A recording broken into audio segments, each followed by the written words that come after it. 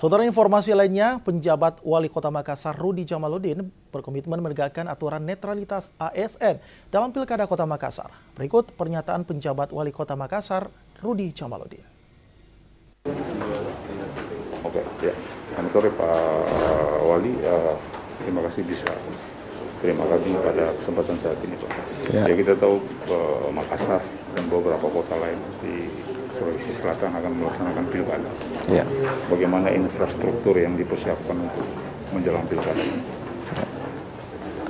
Ya, tentu dalam rangka pelaksanaan pilkada ya, pemilihan wali kota dan wakil wali kota, secara regulasi sebenarnya infrastrukturnya sudah siap, yaitu KPU sudah ada, kemudian Bawaslu sudah ada, kemudian tentu keterlibatan unsur-unsur TNI Polri juga menjadi bagian di dalam menjamin terlaksananya pilkada, dalam hal ini pemilihan wali kota dan wakil wali kota. Nah, tentu yang menjadi poin kita bersama adalah bagaimana proses politik ini berjalan secara profesional, ya, secara baik, ya, dalam artian betul-betul berjalan dengan sesuai aturan dan regulasi sehingga dilahirkan pemimpin-pemimpin yang berkualitas. Namun yang perlu kita tekankan di sini bahwa kegiatan politik ini adalah satu agenda penting. Tapi kita tidak bisa melupakan bahwa agenda penting ini jangan juga mengganggu agenda penting lain yang lebih penting, yaitu agenda pemerintahan itu sendiri yang bertugas menyediakan layanan buat masyarakat. Dalam dua pandangan ini kepentingannya sejalan? Untuk sementara saya lihat bagus ya, masing-masing berjalan dengan baik ya. Namun kita tidak bisa pungkiri kadangkala muncul hal-hal yang di luar kehendak kita, khususnya terkait dengan masalah kenetralan daripada ASN itu sendiri ya. Di mana ya kita tahu kadangkala ada ASN-ASN kita yang tertarik-tarik atau ditarik-tarik ya untuk juga masuk di ranah-ranah politik praktis itu sendiri ya.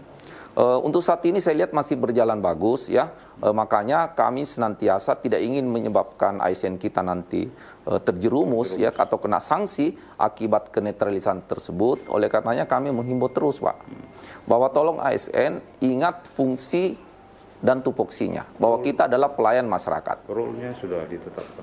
Sebenarnya aturan itu sudah jelas, sangat jelas di beberapa undang-undang, peraturan-peraturan di PP 53 bahwa dikatakan ASN tidak boleh mendukung ya calon-calon atau salah satu calon ya, tetapi memiliki hak pilih, boleh memilih, tetapi tidak boleh mendukung.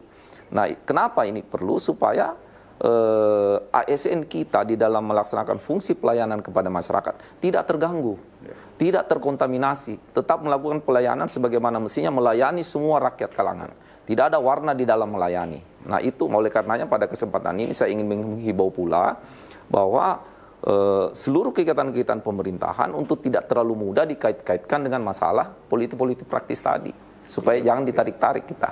Yang paling pasti kegiatan pemerintahannya tetap berjalan smooth ya Pak. Insya Allah Pak, dan itu kami jaga betul. Oleh karenanya saya sudah mewanti-wanti ASN kita ya. Masalah kenetralan itu saya katakan bahwa netral itu adalah warna bening. Ya. Jadi warna bening itu tidak sama warna-warna lain. Dia ada range. Kalau abu-abu ada abu-abu tua, abu-abu muda. Tapi kalau netral itu satu garis. Sehingga akan sangat mudah kita lihat bahwa ini sudah tidak netral atau tidak. Sangat mudah. Dan aturan juga sudah jelas. Sehingga kami sampaikan bahwa kalau ada ASN yang bermain dengan kenetralan, maka kami siap memberikan sanksi sesuai dengan regulasi yang ada. Ketentuan-ketentuan di atas kertas regulasi kan sudah ada. Sudah sangat jelas Pak. Tapi dalam waktu-waktu tertentu apakah Pak Wali akan roadshow ke institusi-institusi untuk memberikan wejangan kepada mereka atau atasan langsung yang menyampaikan? Sebenarnya sudah roadshow itu ya bisa dilakukan, tapi pada prinsipnya semua kalangan ini sudah memahami bahwa aturan itu ada, regulasi itu ada, KPU, Bawaslu sudah paham semua, termasuk ASN ini sudah paham. Oleh karenanya kami sampaikan jangan coba-coba mengkontaminasi kenetralan Anda ya dengan ditarik-tarik atau tertarik-tarik oleh, akan kena sanksi tegas. Sanksi tegas Pak. Ya. Ini ada dua hal ya sepertinya. Pilkada akan jalan, tetapi kita masih ditakutkan dengan COVID. Bagaimana mengimbangi dua hal? Iya, oleh karenanya ya memang kita tidak bisa pungkiri bahwa COVID ini kunci utama penanganannya adalah kita harus meminimalisir potensi terjadinya penyebaran dari virus itu sendiri. Nah, di mana potensi penyebaran? Yaitu ada pada pelaksanaan protokol kesehatan itu. Kalau kita tidak pakai masker, kalau kita tidak menjaga jarak lagi, atau kita tidak rajin mencuci tangan. Nah, memang hal yang patut kita waspadai adalah bahwa kegiatan-kegiatan politik kita ini atau kegiatan pilkada ini untuk senantiasa terus-menerus menjaga protokol kesehatan.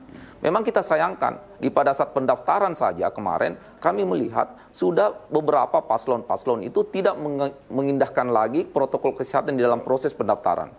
Hampir tidak ada jarak, ya. Bahkan beberapa pembatasan-pembatasan yang sudah digariskan oleh KPU itu juga kelihatannya dilanggar. Nah, ini memang akan mengancam upaya kita yang telah kita lakukan selama ini, yang membutuhkan energi dan biaya yang begitu besar, ya, terkait dengan masalah COVID. Oleh karenanya, saya senantiasa menghimbau para kontestan-kontestan kita bahwa tolong ingat masyarakat kita, bahwa masyarakat kita sudah begitu sulit akibat kondisi pandemi ini. Tolong pilih wali jalan, pemilihan wali kota jalan, tetapi tetap mementingkan kepentingan orang banyak dibanding kepentingan politik-politik tersebut tadi. Pak Wali Kota sependapat ketika Pak Presiden mengatakan bahwa pilkada adalah klaster baru COVID. Saya kira apa yang disampaikan Bapak Presiden itu adalah wujud daripada kekhawatiran beliau melihat masih pada start-start awal kegiatan pilkada ini, tapi protokol kesehatan itu juga sudah dilanggar. Itulah wujud kekhawatiran. Dan kalau ini dilanggar, tidak tertutup kemungkinan, ahli epidemiolog juga sudah menyampaikan bahwa tidak tutup kemungkinan akan muncul klaster baru atau klaster pilkada.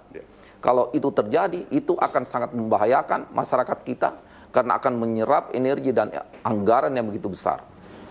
Apakah perlu KPU melaksanakan regulasi pilkada, tetapi ada juga satu lembaga yang mengawasi soal ini sehingga berjalan seiring? Iya, jadi kalau saya lihat PKPU yang ada ini memang sudah mengkolaborasi ya protokol kesehatan di dalam pelaksanaan serangkaian rentetan pilkada ya di dalam era COVID. Nah, berarti kalau kita berbicara peraturan PKPU, berarti di sini kan sudah ada Bawaslu yang harusnya mengawasi bahwa proses pilkada ini harusnya berjalan sesuai PKPU tadi. Nah, tinggal sekarang kita menuntut ketegasan ya daripada teman-teman untuk memastikan dan kesadaran daripada kontestan-kontestan tadi untuk betul memperhatikan protokol kesehatan. Kalau ini dilanggar, terus terang kami menyampaikan sangat berbahaya dan bisa mengancam keselamatan masyarakat kita. Satu hal Pak, 10 September DKI Jakarta menerapkan lagi PSBB total. Dan pengamat pakar COVID menilai bahwa selain DKI ada 5 kota, termasuk Makassar. Pendapat Pak Wali? Ya, terus terang kami di Makassar sekarang ini berupaya dan sangat tidak mengharapkan lagi diberlakukannya PSBB. Kenapa? Karena ini akan betul menekan ekonomi kita.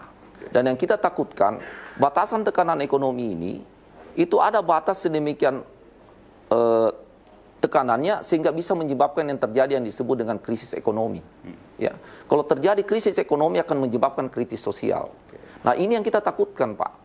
Sehingga upaya yang kita lakukan di Kota Makassar adalah bagaimana tetap mengintensifkan dan lebih mengetatkan lagi pengawasan untuk pelaksanaan protokol kesehatan, tapi di satu sisi kita biarkan roda ekonomi bernafas tetap supaya kita jangan kolaps dari sisi ekonomi, Pak. Sehingga kami saat ini sama sekali belum pernah berpikir bahwa Makassar itu kita akan masukkan ke ranah PSBB lagi. Dalam saat ini Makassar boleh dikategori kuning, merah atau hijau? Ya, sekarang terus terang kalau saya ditanya, saya lebih senang mengatakan bahwa kita masih harus waspada. Dan saya selalu berprinsip semakin terasa terkendali COVID kita, maka kita harus semakin meningkatkan kesiagaan kita. Jadi jangan dibalik, Pak. Semakin lemah COVID kita melemah juga, enggak. Semakin lemah kita harus semakin siaga. Ya. Kenapa? Karena penurunan ini akibat upaya penekanan. Nah, penekanan ini kalau kita lemahkan, dia meluap lagi, Pak. Dan itulah yang terjadi di Jakarta. Ya, sudah turun, penekanannya dilonggarin, meledak. Akhirnya harus kembali PSBB lagi. Nah, makanya kita harus tetap semakin turun, tekanan kita jaga. Dan ini semua dibutuhkan keterlibatan dan partisipasi seluruh warga Kota Makassar. Orang per orang, kelompok per kelompok, seluruh organisasi, ormas nggak ada. Semua punya tanggung jawab yang sama untuk mensukseskan ini demi keselamatan kita bersama. Terima kasih Pak Wali. Terima kasih Pak. Kesempatan. Terima kasih.